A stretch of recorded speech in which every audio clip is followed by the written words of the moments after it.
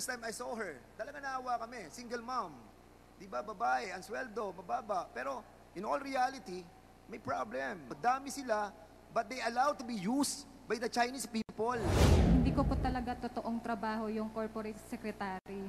Yung totoong trabaho ko po doon is sa gate pass lang po. Nag-i-issue lang po ako ng gate pass sa may main gate. Marami ka in-issue na 500,000. Am I correct? Yes, Di ba? Yes po. At saan mo kinuha ang perang yon? Bakit ka nagkaroon ng ganun kalaking pera? Samantala, sumasweldo ka lamang ng 23,000. So inaamin mo na, Ronaldine, na ginamit ka ng mga Chinese to issue these checks, right? Yes po, Mr. Chair. At sino? Yung Chinese na yon? Mr. Chair, for Ms. Baterna, I understand that she has filed a reconsideration about the contempt and detention order. But I respectfully manifest, Mr. Chair, that there are witnesses already who executed affidavits in possession of the PAOK, establishing her connection with Lucky South 99. It is a manifestation, Mr. Chair, because I understand she is our only link to Lucky South 99. Cassie Ong is nowhere to be found. The resource speakers attending in our hearing refuse to acknowledge their connection to Lucky South. And I lament that in our today's hearing, most of the resource speakers in Pogo controversy did not appear. So, Mr. Chair, I want to bring to the attention of the Quadcom that Ms. Baterna is our only link to Lucky South 99. But I, of course, submit to the wisdom of the honorable chairs. Okay, Sir Che, kanina pa ako gusto magsalita because I was the one who moved to cite her in contempt. Now, Mr. Chairman, ganito lang po. He was cited in contempt based on violation of paragraph C of our internal rules, section 11. Now, of course, I do believe that as of now, she is only the person or the witness linked to Lucky South 999. But still, Mr. Chairman, the process with regards to contempt, and she sent a request for that contempt to be lifted. But of course, unless until Ms. Taberna will tell the truth, the whole truth, and nothing but the truth in all questions that will be raised by the members of this committee, hindi pwede i-lift yung contempt order, Mr. Chairman. We actually asked Ms. Baterna if she is now willing to tell the truth. If we asked her, why don't we ask her now if she's willing to tell the truth, so we will be able to talk about her request, Mr. Chair. Because if she will not, if she will still insist that she will not tell us what we need to know, then of course I will even make a motion not to lift the motion of Congressman Baterna. Okay, Ms. Baterna, narinig mo yung sinabi ni Congressman Abante? Hindi po, Mr. Chair. Pwede pong paulit. Sinasabi ni Chairman Abante na kung ikaw ba ay willing magsalita ng katotohanan at pawang katotohanan lamang. Yes po, Mr. Chair. Mr. Chair. Okay, so why don't you spill out the beans now? Sabihin mo na talaga ang katotohanan ngayon para mapag-usapan namin yung motion sa'yo. Ay yung reconsideration. Pakisabi na sa amin ngayon. You can now relate that story now. Mr. Chair, good afternoon po. Hindi ko po talaga totoong trabaho yung corporate secretary. Yung totoong trabaho ko po doon is sa gate pass lang po. Nag-i-issue lang po ako ng gate pass sa may main gate. Mr. Chair. Mr. Chair. Mr. Chair. Para mapabilis po tayo. With the indulgence of Chairman Abante, because Chairman Abante has the floor. Is that okay, Chairman Mr. Abante? Chair, I think it's already 5 p.m. and we need to go back to Manila. Isa na lang tatanong ko sa iyo, Ronaldine. Ronaldine, meron kang bank account, di ba? Meron po. Meron kang bank account. Meron ka rin cheque. Meron kang po. cheque. You're under oath, tandaan mo ha. Meron kang cheque. Ilang Meron po. cheque na na-issue mo mula na maging corporate secretary ka? Hindi ko na po matandaan. Marami ka na na-issue ng mga Mr. Chair. cheque. Yes po. Di ba? Yes Ano ang po. pinakamalaking in-issue mong cheque? Pinakamalaking in-issue mong cheque, how much? Nasa 500,000. Mr. 500,000. Yes. And your salary is only 17,000. At na-increase ka, dumating yun sa 23,000. Am I right? Yes po. How can you issue a 500,000 pesos sa isang cheque lamang, correct? Di ba? Isa pa lamang. Ilang cheque ang in-issue mo ng 500,000? Iba-iba po kasi, Mr. Marami Chair. kang in-issue ng 500,000. Am I correct? Yes Di ba? po. Yes po. At saan mo kinuha ang perang yon? Bakit ka nagkaroon ng ganun kalaking pera? Samantala, sumasweldo ka lamang ng 23,000 a month. Hindi ko po pera, Mr. Chair. Kaninong pera yon? Saan ang galing? Sino nagbigay? Si Cassandra. Opo. At yung mga boss mo, di ba? Si Ms. Correct. Cassandra Ong po. So sa lahat ng ito, Mr. Chairman, I don't want to explore this issue anymore because I think the right and proper sana po ay sa susunod na. But I think this person is lying eh. Talagang we have proven and those people also doon sa tinatawag natin sa sila Julian Linsangan. Hindi sila umatin ngayon because we will be proving na marami rin silang pera sa bangko, Mr. Chairman. And this person, si Ronaldin Baterna, have issued a lot of checks. No? At sa kanyang trabaho, sa Pogo, saan manggagaling yung perang yun? Di ba?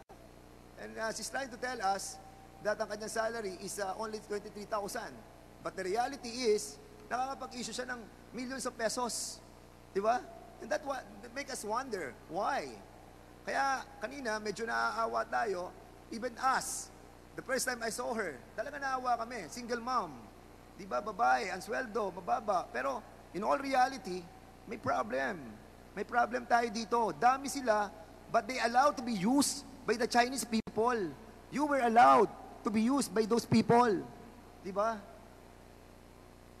So inaamin mo na, Ronaldin, na ginamit ka ng mga Chinese to issue these checks, right? Yes po, Mr. Chair. At sino? Yung Chinese na yon? Si Ms. Cassandra Ong po. Si Cassandra Ong. Yes Ayan. po, Mr. Chair. So si Cassandra Ong na ngayon ay nagtatago na hindi natin malaman kung nasaan and even her property, no, Mr. Chairman, yung property niya dito sa Porac, may problema tayo sa PNP dahil yung kanyang freeze order sa kanyang bahay, wala pong freeze order. As a matter of fact, si Cassandra Ong can still use her property. Kahit alam natin, nagaling yun sa Pogo. And that's the reason why the issuance of contempt is just right and proper for her. One quick question only, Mr. Chair. Within the agents of Chairman Dan. Very quick, Chairman yes, Dan. Congresswoman Jinky. Having heard about all the bank accounts, may I know from Ms. Baterna, are you willing to execute a waiver of bank secrecy law?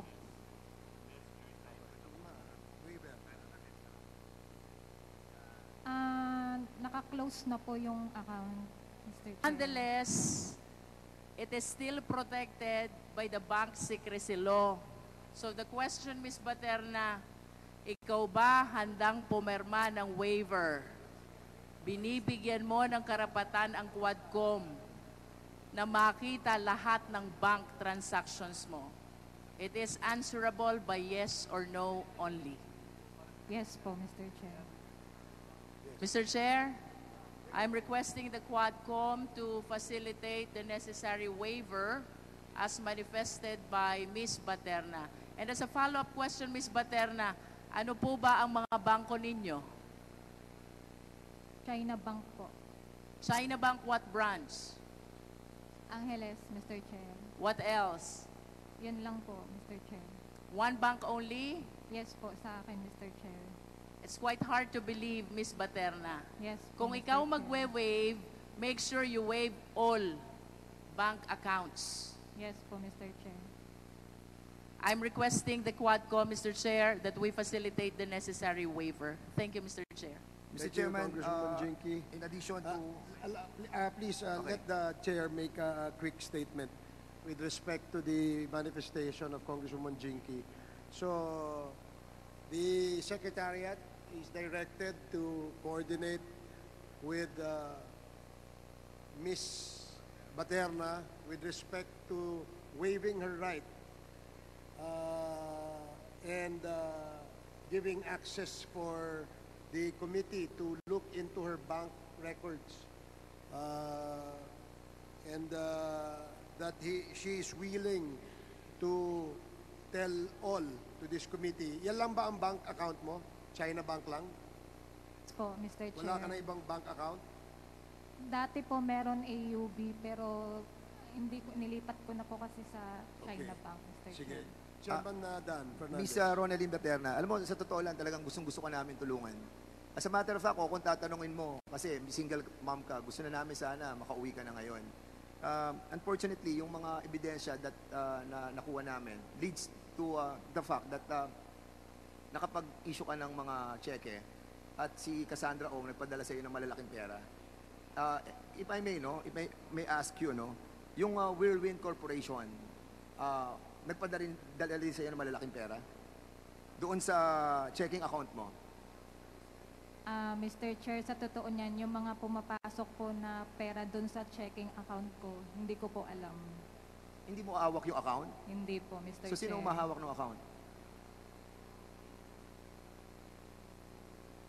Kala ko sasabihin mo lahat. Sabihin mo na lahat para at least tulungan ka namin. Kasi po, Mr. Chair, meron po akong sarili, yung savings ko po. Aside po sa savings account na personal ko, meron po akong checking account na parang pina-open lang po para lalagyan po nila ng pera. So, ibig mo sabihin, ikaw nag-open ng checking account, pero hindi ikaw may hawak ng checking account. So, in other words, sila nakakakuha, sila nagwi-withdraw. Yes po, Mr. Chair. Pinapapirma lang po nila sa akin. So, in other words, Mr. Chairman, talagang ginamit siya ng mga Chinese personalities at sila po talaga yung ginagamit. Not only as a incorporator, but as a window for the issuance of checks.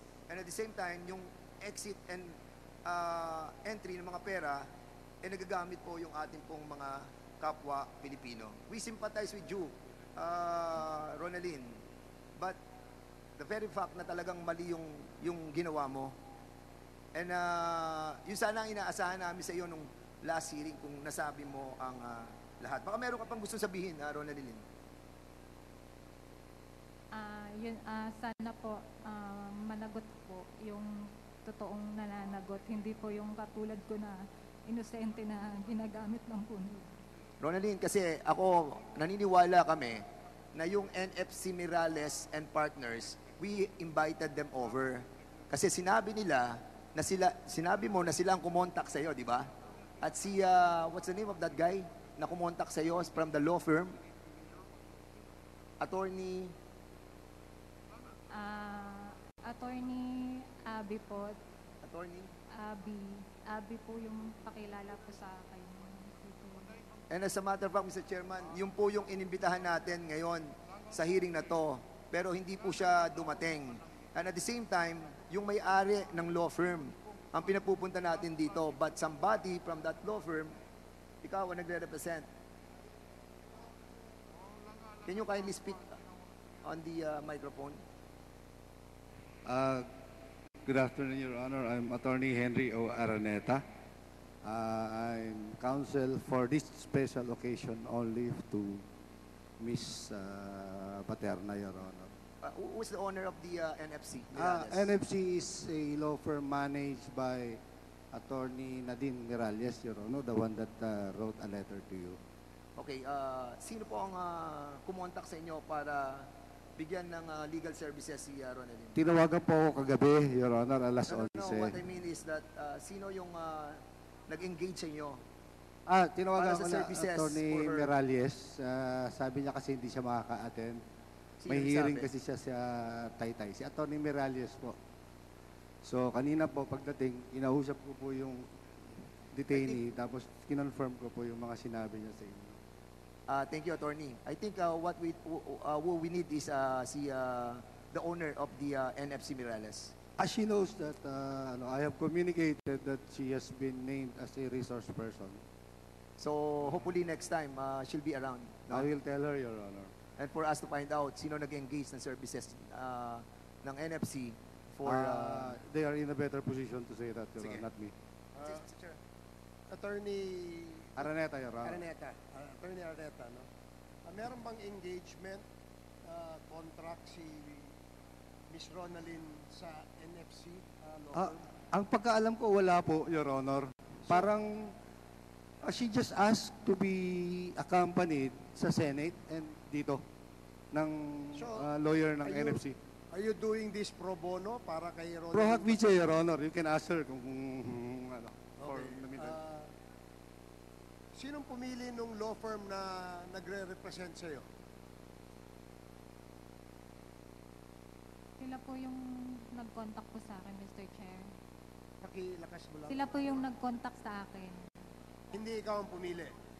Hindi po, Mr. Chair. Yung boss mo ang pumili. Hindi ko po alam kung sino po yung kausap nila, Mr. Chair. Well, okay. Sige, salamat. We need the presence of Attorney Mirales in the next Yes, Your scheduled Honor. hearing. Will inform her, Your Honor. Thank you. And also, Mr. Chairman, si Attorney Medina, now I remember. Ang sinasabi kasi, ang sinabi mo sa amin, Ronalyn, si Attorney Medina. Yung nag-prepare po ng mga papers na pinapapirma po sa akin. Siya yung tumawag sa'yo, di ba? Si Ay. Attorney Medina. Hindi po. Si Attorney Medina po is parang lawyer ng company kung saan ko po Hindi na, pinipirmahan. can you kindly remove your para makita namin yung maganda mo mukha? Ayan, oh. So, huwag ka na maya at alam naman namin na nagamit ka lang. So, Attorney Medina yung nasabi mo noong nakaraang hearing. Yes po, kung saan po ako nagsasign ng mga papers from Lucky South. Siya But po yung hindi siya nag-prepare. kasama dun sa NFC. Hindi po siya kasama, Mr. Chair. Okay, Mr. Chairman, yun po yung hinahanap natin si Attorney Medina na ngayon po, according to the COMSEC, ay hindi na matagpuan. So, we'll be asking that we again invite this Attorney Medina. Okay. Nandito si Comsec, Medina, please Mr. take Chairman. Nandito si Atty. Medina. note. And Attorney Nandito. Medina. Yeah, nandito. Okay. Ayun. Are you Attorney Medina? Ayan, andito pala Attorney Medina. Sabi mo wala.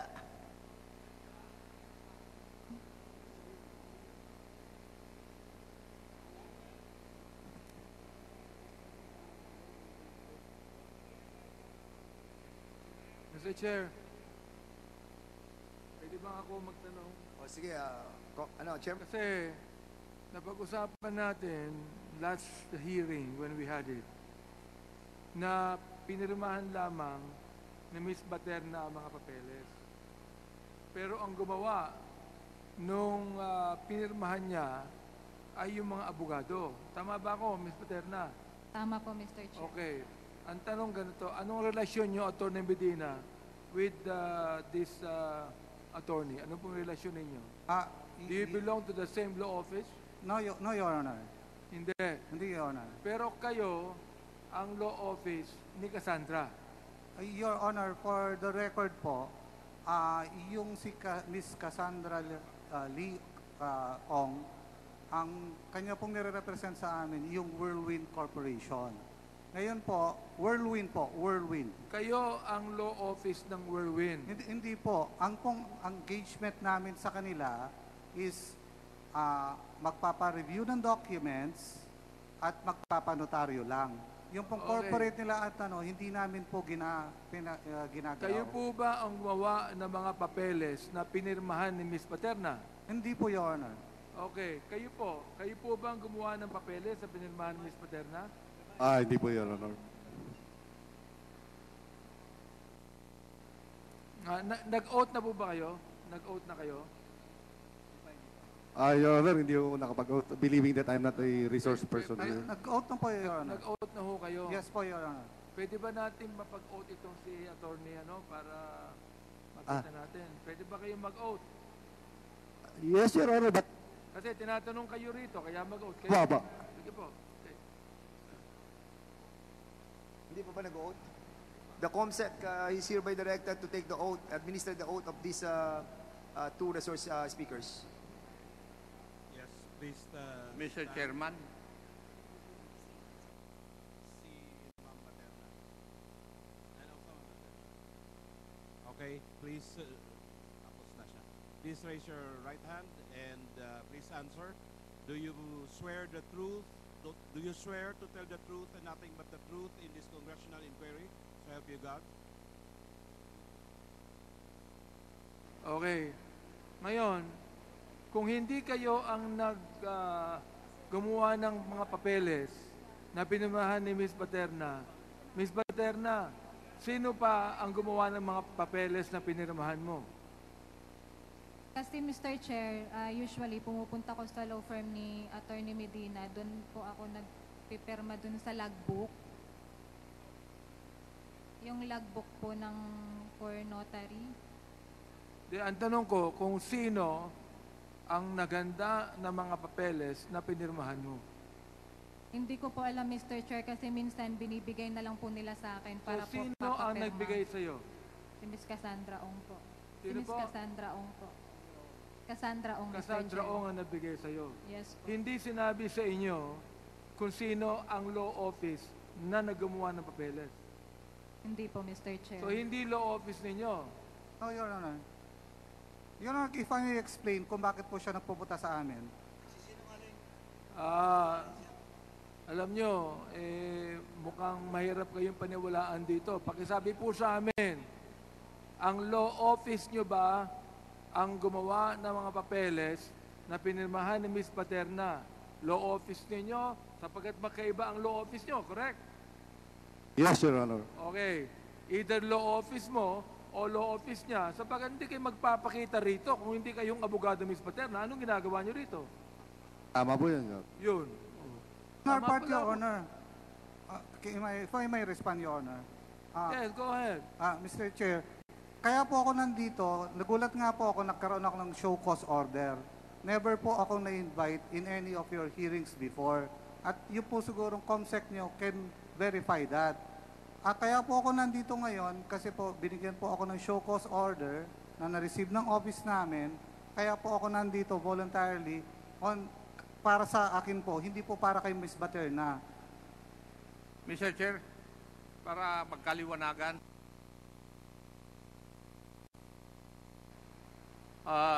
hindi ba, Go ahead. Ms. Baterna, nung last hearing, pinakita ko sa iyo yung dalawang sublease agreement na pinirmahan mo for and behalf of Lucky South 99. Tama? Tama po, Mr. Chair. Sinabi mo doon sa hearing na yon, pirma mo. Tama po, Mr. Oh. Chair. Tinanong ko sa iyo, sino ang nag-prepare nun? Ang sinagot mo, Attorney Medina. Yes, Tama? Mr. Chair. O, yun ang dahilan, Attorney, kung bakit ka nandito. Yes, Your Honor. I understand, Your Honor. Pero hindi po ako... Ngayon, will you answer? Yeah, yung I will tanong, answer ikaw that. ba ang gumawa ng mga dokumento na yon? Your Honor, yung pong unang lease contract, which is between... Sublease contract yun. Yes, Your Honor. Yes. Sublease agreement, Your Honor, na sinay ni Stephanie Mascareñas. Ikaw ang naggumawa nun? Ganito po. Yes or no? Yes, Your Honor. Yes, Your Honor. The first contract. Depensa ka pa eh. Thank you, Your Honor. Yun ang katotohanan. Bakit nandito si Atty. Medina? Dahil binanggit ni Miss Ronaldin yung pangalan niya na siyang tigagawa ng mga dokumento na pinirmahan niya. Thank you. May katanungan ako sa iyo, Ronaldin. Kanina sinabi mo na yung checking account na nasa pangalan mo na kung saan nagdalagay ng malalaking pera si Cassandra Ong ay hindi mo hinahawakan. Kung hindi mo hinahawakan yung checking account na yon, sino may hawak ng checking account na nakapangalan sa iyo? Si Ms. Cassandra Ong po. Pag may ano lang po siya, yung pinapasulat, ako po yung nagsusulat. So lahat ng malalaking pera na nanggagaling sa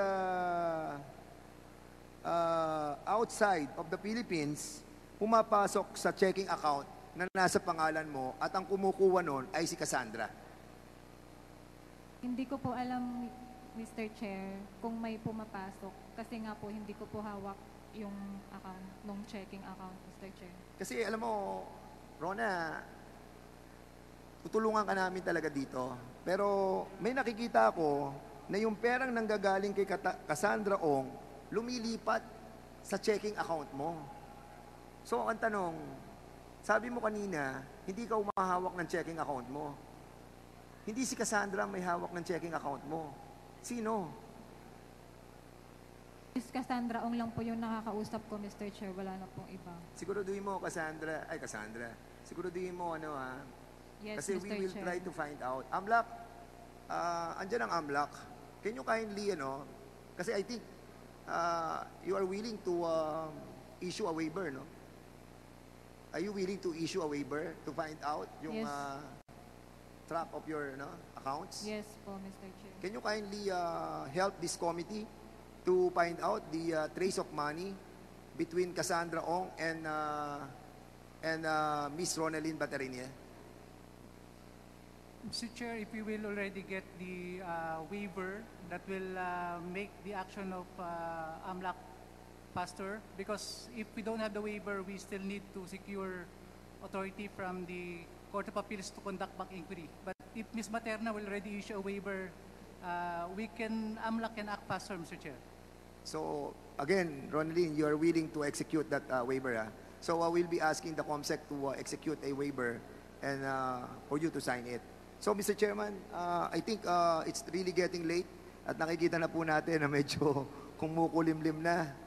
And our apology to all the resource speakers who have not been asked by the members of this Quadcom. But rest assured, in the next hearing, we will be prioritizing those resource persons who have not been asked.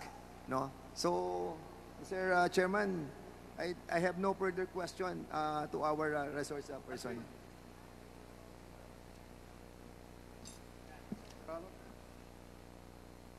Your Honor, it appearing that my client now has already Mr. Chair, manifested some cooperation. Mr. May- Chair, For reconsideration, be considered, Your Honor, Mr. Chair. as regards his contempt detention. Chairman, excuse me lang. Let me just reply to his, and then I will recognize him. Wala po nagtatanong sa kanya eh. Sumagot lang siya eh. Kasi yun Okay. Okay. I think he's Wala po offering nagtatanong sa kanya. Sumagot lang siya without anyone asking a question to him. Okay. I think Attorney Araneta is offering an information So, that according to Miss Ronaldine Baterna, she has intimated to attorney that she will tell all. Tama ba? Sasabihin mo na lahat? Tama ba yung sinasabi ni attorney? Yes, Mr. Mr. Chair, suspension. Let's discuss it in private. Okay. Sige, 1 minute suspension.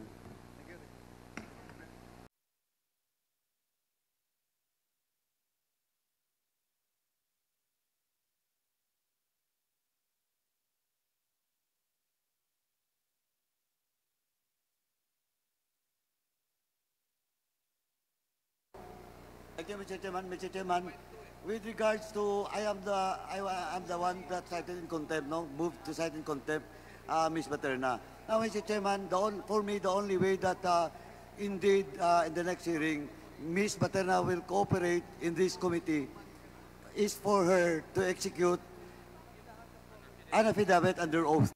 And we will see if indeed that affidavit will be justified, no? For this, for the contempt order to be lifted, Mr. Chairman. Now, Mr. Chairman, let me proceed with just an admin matters. Number one, Mr. Chairman, we have issued the show cause order just this morning to the Mayor of Banban, Mayor Leonardo Asunciacion. He is present now. So, Mr. Chairman, with that, I withdraw my motion for show cause order for the Mayor of Banban. Second, Also for Mr. Froilan Cruz, who is also present. Please. Thank you. Now, Mr. Chairman, before I proceed with my last motion, let me just remind Mr. Chairman that this afternoon, Cassandra Ong was cited in contempt in violation of, I think, Section 11 of Paragraph A of our rules. Now, refusal to obey summons without legal excuse. Now, Mr. Chairman, I just like to move my second motion for Ms. Cassandra Ong to be detained in the House premises for 30 days. So move, Mr. Chairman. Second motion. There is a motion to cite in contempt Cassandra Ong, and with the penalty of detention for 30 days in the premises of the House of Representatives. The motion was duly seconded. Any objection? Hearing no objection, the motion is carried. Lastly, Mr. Chairman, I'd just like to move that this committee will direct PAOK, Sir Yusek, this committee will direct PAOK to coordinate with AMLAC with regards to all the asset preservation order in all the assets that was involved in the previous hearings in my committee and Dangerous Drugs Committee, particularly assets of Willie Ong, Eddie Teyang, Empire 999, Mexico Pampanga, Mexico 999, Yatay Industrial Park, and all other assets outside of Pampanga of those persons that was mentioned and corporation that was mentioned. So move, Mr. Chairman. There is a motion duly seconded. Hearing no objection, the motion is approved.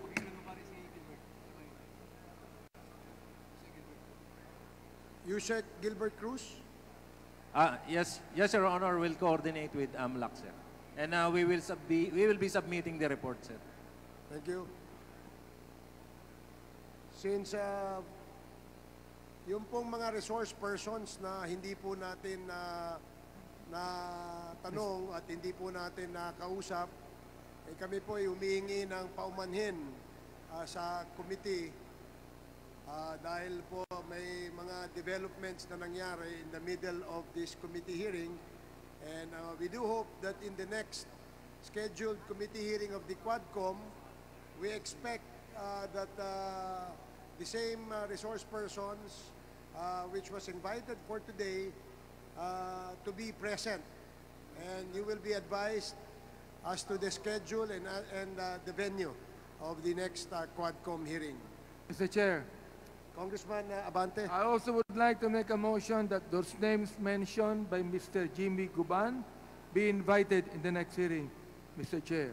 That would be Small Abiliera, Pony Cheng yata yun, Congressman Pulong Duterte, Attorney Man Castro Parpio, Benny Antiporda, Paul Gutierrez, Mr. Chair.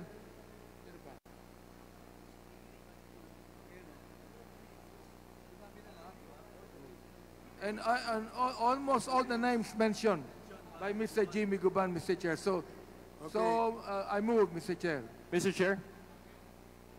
Yes, Congressman Rog. Mr. Chair, just for clarification and manifestation perhaps that the good Chair Abante would also include the name of Mr. Hernan Abario, which was also mentioned in the affidavit, but I believe was not mentioned in the list now. Thank you, Mr. Chair. Okay, there is a motion to invite the following names stated by Congressman Paduano and Congressman Gutierrez in the next scheduled Quadcom committee hearing. Duly seconded, and hearing no objection, the motion, or rather it is the motion by Congressman Abante. Hearing no objection, the motion is approved.